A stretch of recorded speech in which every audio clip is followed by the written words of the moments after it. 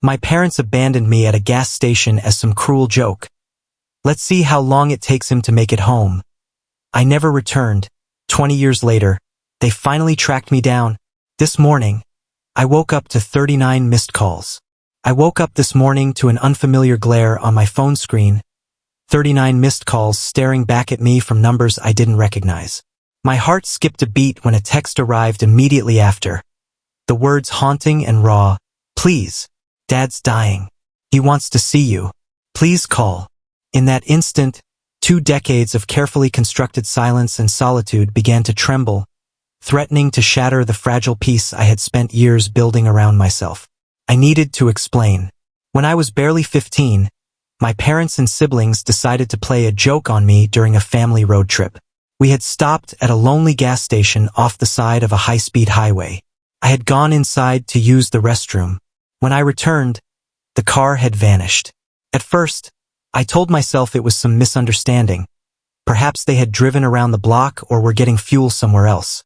I waited patiently. Minutes dragged into hours. Slowly, the reality sank in.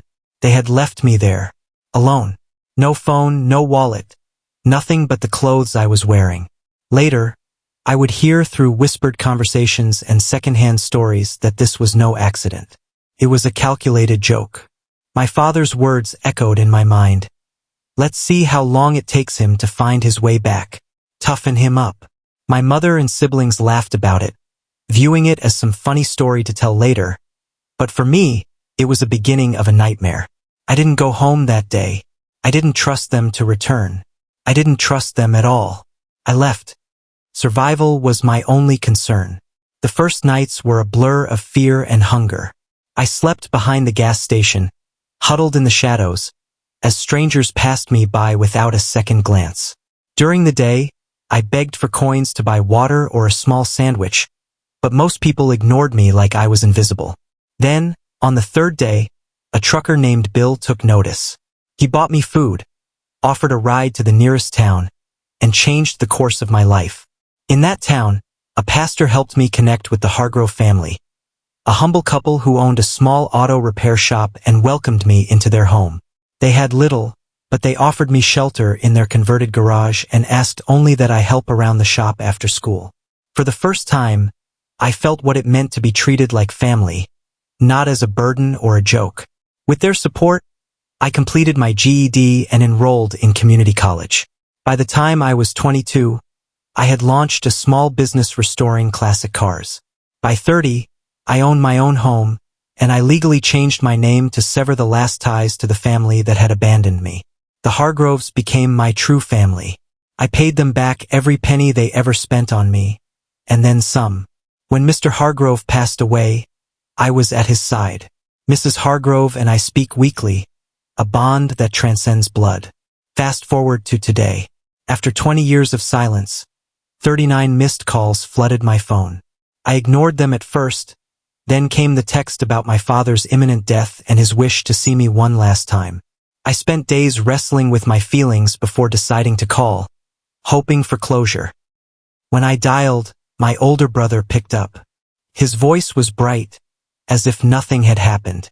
He talked about catching up, laughing about old times.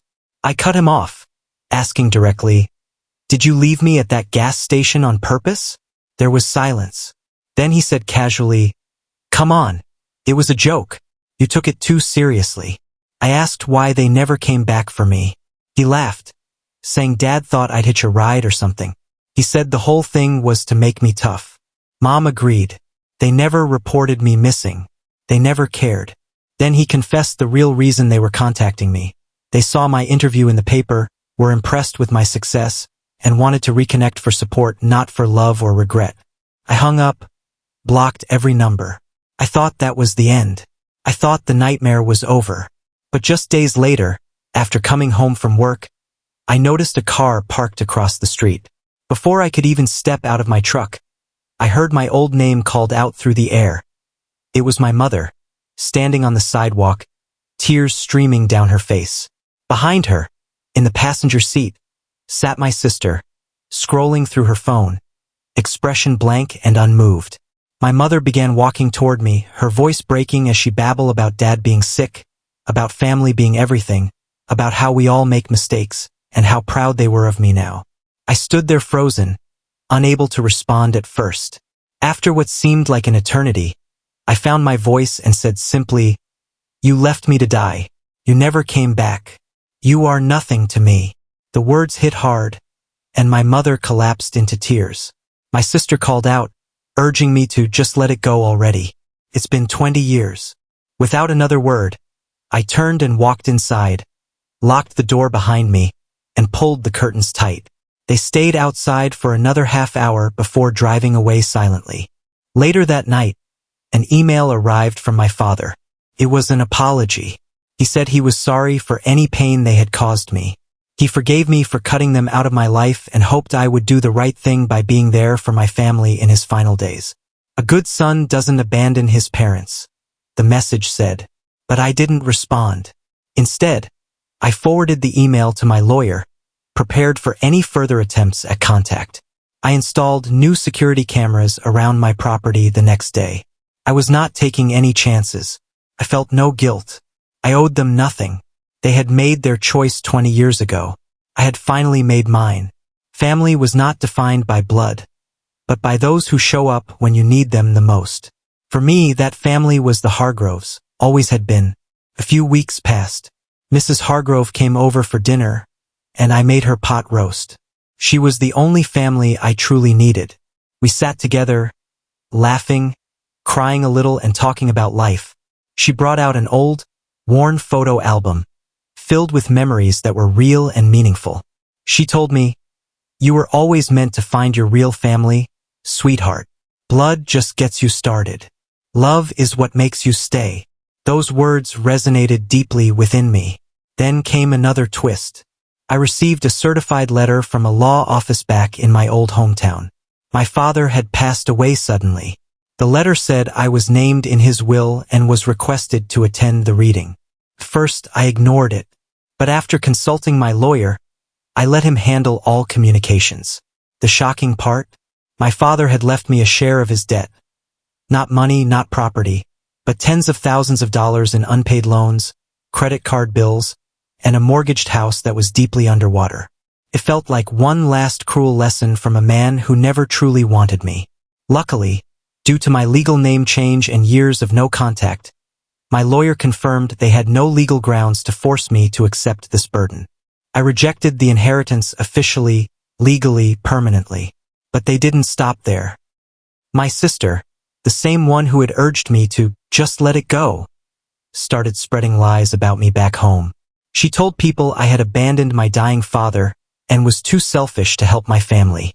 She even posted on Facebook, tagging my old name, calling me a selfish monster who owed them everything after all they had sacrificed to raise me. The irony was bitter. They had left me at a gas station as a joke, never reported me missing, and now they were playing the victim. Some people from my old hometown, people I had not spoken to in years, reached out to me.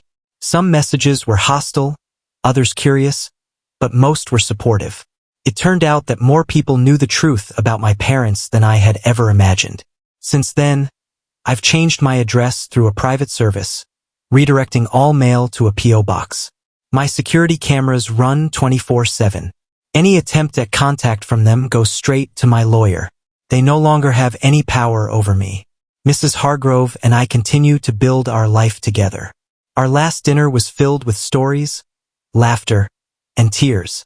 She reminded me that family is what you make it, not just blood ties. Her words stay with me. Love is what makes you stay. I have never felt more certain of anything in my life. Thank you to everyone who supported me throughout this journey. Your encouragement has helped more than you know. If anything major happens, I will update again. But for now, I believe this chapter is finally closed. Subscribe for more real stories like mine.